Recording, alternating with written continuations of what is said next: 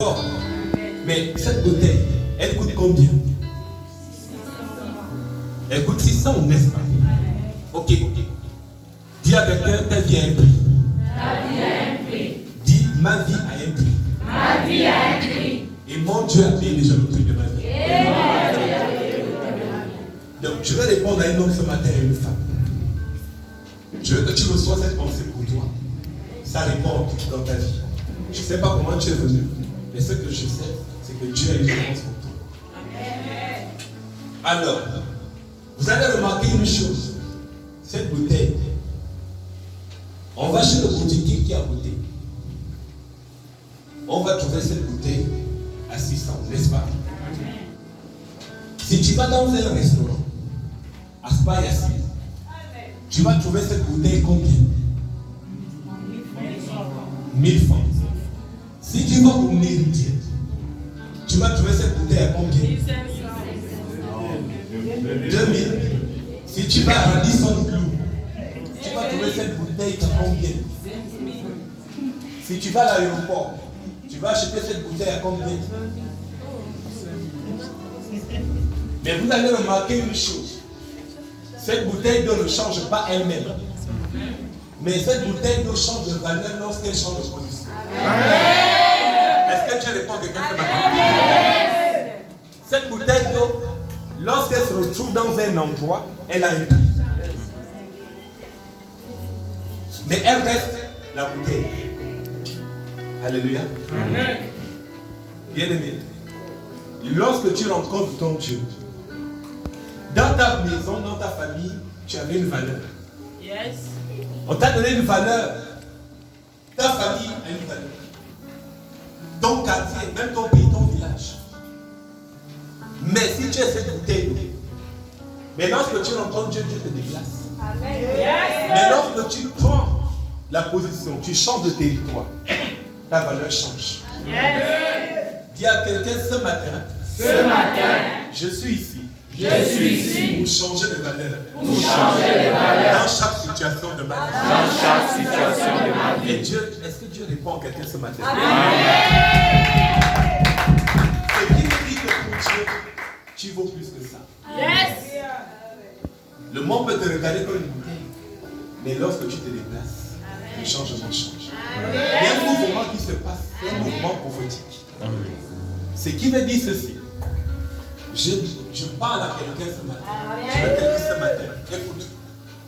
Je sers un Dieu surnaturel. Ce même Dieu qui a fait de ma vie une vie surnaturelle. Je déclare dans ta vie ce matin que le surnaturel qui est sur ma vie. Accompagne ton travail. Le surnaturel qui est sur ma vie. Accompagne ton mariage. Le surnaturel qui est sur ma vie. Accompagne ta santé. Le surnaturel qui est sur ma vie. Accompagne ta promotion. Alléluia. Lorsque tu as l'esprit de Dieu, c'est le Saint-Esprit qui rend témoignage. Ce qui veut dire qu'en principe, le Saint-Esprit en toi va changer ta valeur. Ton père et ta mère te donner une valeur. Ton homme peut te donner une valeur. Ta femme peut te donner une valeur. Mais laisse-moi te dire que le Saint-Esprit te donne une valeur surnaturelle. Donc je vais dire à quelqu'un ce matin, quand tu es venu ici, tu es un homme, une femme de valeur. Il ne faut pas te mépriser. Tu as plus de valeur. Alléluia. Parce que tu es la parfaite créature de Dieu. Yes. Tu es la parfaite créature de Dieu. Tu es splendide. Tu es limpide. J'aime bien dire dans mon dictionnaire, tu es limpide.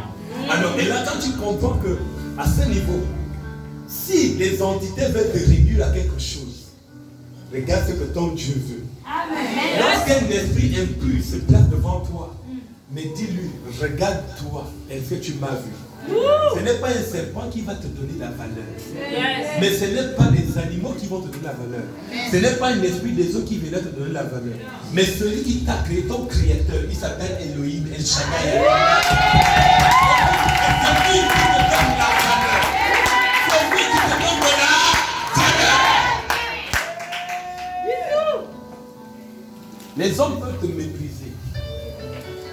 Laisse-moi te dire que c'est toi le choix de Dieu. Lorsqu'on vient sur terre, Jésus pouvais dire, je suis venu m'occuper des affaires de mon père. Amen. Je dis à un homme et une femme que tu fais partie du projet de mon père. Tu fais partie des affaires de mon père, donc moi je suis venu m'occuper. C'est qui me dit ceci. Tant que ta valeur n'a pas changé, mon père ne va pas se reposer. Mais le problème, c'est que c'est toi-même. Si tu as la capacité d'accepter que tu n'es pas n'importe qui, n'importe quoi, alors bien aimé, le mouvement de ta vie change. Est-ce que Dieu parle à une femme? Je vais dire à une femme ce matin, lorsque tu regardes ce temps, si tu te limites à la vie de ce temps, mais si tu regardes ton Dieu, la Bible nous dit que le diable a obscurci leurs yeux, afin qu'ils ne voient pas resplendir la gloire de Dieu. Mais ouvre ta Bible, regarde, tu vas te rendre compte que l'homme qui est devant toi, qui ne veut pas te valoriser, l'homme qui est devant toi, qui ne veut pas te nourrir, l'homme qui est devant toi, qui ne voit pas la princesse que tu es, l'homme qui est devant toi, qui ne voit pas la reine que tu es, cet homme-là va devenir aveugle éternellement. Mais lorsque le Saint-Esprit vient, il y a un homme qui est en train de venir vers toi, mais tout simplement, il viendra tout simplement te dire ceci. Écoute pas, je ne te connais pas, je ne te connais pas, mais ce que je sais, c'est que c'est toi que j'attendais. Ce que je sais, c'est que c'est toi que j'attendais. Tu vas rencontrer une enfant surnaturelle. Tu auras une enfant surnaturelle dans ta vie. Quelque chose qui va bouleverser ton existence. Au nom de Jésus, écoute. Dis à quelqu'un les rencontres surnaturelles. Les rencontres surnaturelles. Tant que tu seras naturel, tu vas rencontrer des rencontres naturelles. Mais si tu acceptes d'être dans le surnaturel, tu auras des rencontres surnaturelles. Est-ce qu'on parle à quelqu'un ce matin? Dis à ton voisin, tu es au nature ou bien surnaturel? Non, tu as même peur. En fait, il a même peur de te regarder. C'est normal. Dis-moi, là où tu es assis à côté de moi, tu es nature ou bien surnaturel?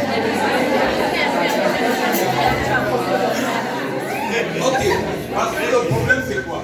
Le message qui va être donné, tu as besoin de le comprendre dans le surnaturel. Amen. Parce que pour recevoir l'esprit de ce message, tu as besoin d'être dans le surnaturel. On n'est pas là pour rester naturellement. Non, c'est surnaturel. En principe, quand on va en Christ, on est différent. Tu dois rentrer dans le sur. On ne t'a pas dit, le surnaturel, ce n'est pas de sortir en vampire, ce n'est pas ça le surnaturel. Le surnaturel n'est pas de plonger de la mer, tu deviens sirène des eaux, ce n'est pas ça le surnaturel. Le surnaturel n'est pas que tu deviens serpent, ce n'est pas ça le surnaturel. Ça, c'est la pauvreté maléfique. En fait, moi, le surnaturel ici, c'est que lorsque tu te retrouves dans une situation, là où Dieu dit, je ferai la différence entre mes enfants et les enfants des autres. Est-ce que Dieu parle à quelqu'un? C'est là où tu dois comprendre. Et c'est pour ça qu'il pouvait dire, ceux qui connaîtront leur Dieu, seuls agiront avec fermeté. Alors pose la question, depuis que tu es dans cette situation, est-ce que tu connais ton Dieu? Depuis que tu es dans cette situation, est-ce que tu connais Dieu? Ou bien ton Dieu est en vacances? Il dort. Comme il avait dit aux autres, il dort. Il est en vacances. Parce que tant qu'il n'y a pas de mouvement dans ta vie, c'est que tu n'as pas encore, tu ne connais pas ton Dieu. Dis à l'autre, qui est ton Dieu? Maman, depuis là, ton Congo, ça, là, ça ne sert à rien. Dis-moi, depuis là, la bouche est là pour prophétiser, mais toi, tu fais quoi avec ta bouche? Alléluia. C'est quoi ton Dieu? Moi, le mien, ce que je déclare, ça m'aide à comprendre. Bon, le tien, il est comment? Alléluia.